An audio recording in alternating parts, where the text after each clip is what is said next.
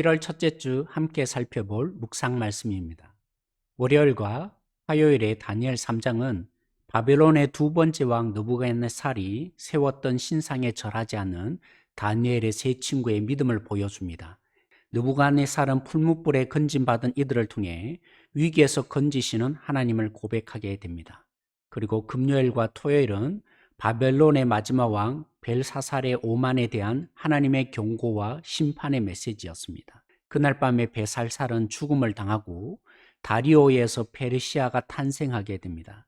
우리는 수요일과 목요일 본문을 좀 더 깊이 묵상하고자 합니다. 수요일 본문은 느부갓네살이 2장에서처럼 또 한 번 꿈을 꾸게 되는데요. 두려움의 지배를 받습니다. 하지만 이번에는 술객들과 심지어 백성들에게 꿈의 내용을 다 알려주고 꿈을 해석해 달라고 합니다. 하지만 그들은 해석해내지 못합니다. 2장에서 꿈의 내용을 듣지 않고 어떻게 해석해냅니까 했던 그들이었습니다. 들으면 해석할 수 있다는 그들의 실력이 진짜가 아니었습니다. 왜냐하면 느부갓네살이 꾼 꿈은 단순히 꿈이 아니었습니다. 하나님의 비밀이었기 때문입니다. 복음의 비밀은 더욱 그렇습니다. 아무리 지혜로운 자도 심지어 천사도 교회가 아니고는 하나님의 구원의 계획과 방식을 알지 못한다고 에베소서는 말합니다. 아무리 잘 설명해줘도 깨달을 수 있는 것이 아닙니다. 그래서 복음은 미련할 수밖에 없습니다. 하나님의 성령을 통해서 역사하는 은혜입니다. 이 진리를 우리가 붙잡는다면 우리는 복음을 전함의 선포가 중점이 될 수 있습니다. 받아들이지 않는 자의 반응에 눌리지 않을 수 있습니다. 아무튼 느부갓네살이 이번에 꾼 꿈은 큰 나무였습니다. 자라서 높이가 하늘까지 닿았죠. 땅끝에서도 보일 정도로 큰 나무였습니다. 열매는 만민이 먹을 수 있을 양이었고요. 모든 들짐승과 새들이 깃들였습니다. 이것을 예수님이 하나님 나라의 겨자씨 비유에 활용했습니다. 바늘귀처럼 작은 겨자씨인데 자라서 모든 들짐승이 깃들일 정도로 커졌다 표현합니다. 겨자씨는 아무리 많이 자라도요, 허리 정도밖에 오지 않는 1년생 풀입니다.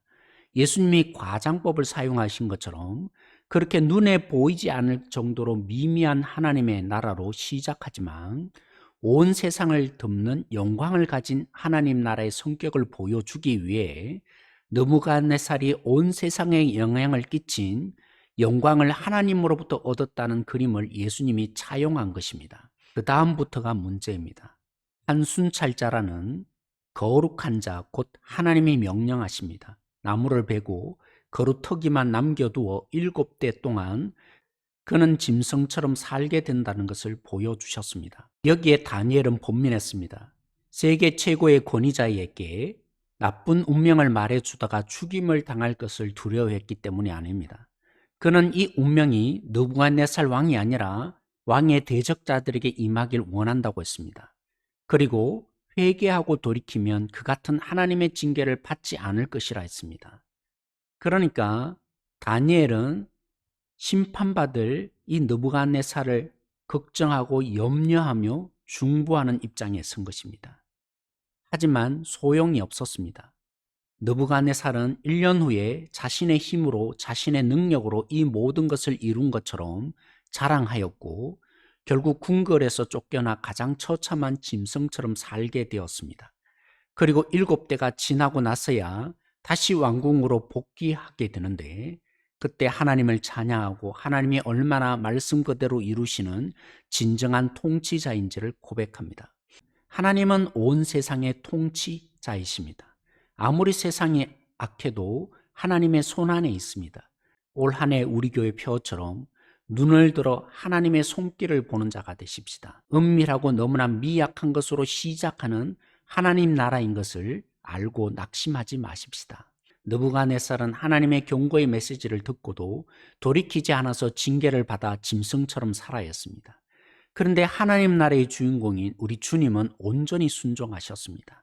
돌이 떡이 되게 하라는 유혹에도 하나님의 아들의 능력을 자기를 위해서 사용하지 않고 온전히 순종하는 아들이 되었습니다. 십자가를 질 수 없다는 베드로의 꾸짖음에도 십자가의 길을 묵묵히 걸으셨습니다. 십자가에 내려와 하나님의 아들임을 증명해 보이라는 종교 지도자들의 비웃음에도 묵묵히 순종하는 아들이 되어 주셨습니다.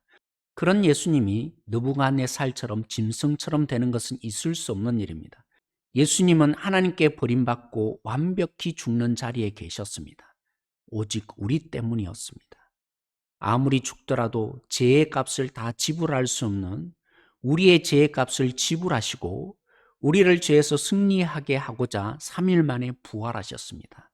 오직 매 순간마다 하나님의 통치자 예수님이 우리를 다스릴 때 우리는 주님과 더불어 십자가로 승리하는 삶의 능력자 될 것입니다. 주님과 더불어 승리하는 복덩어리 되어지길 소망합니다. 평안하세요.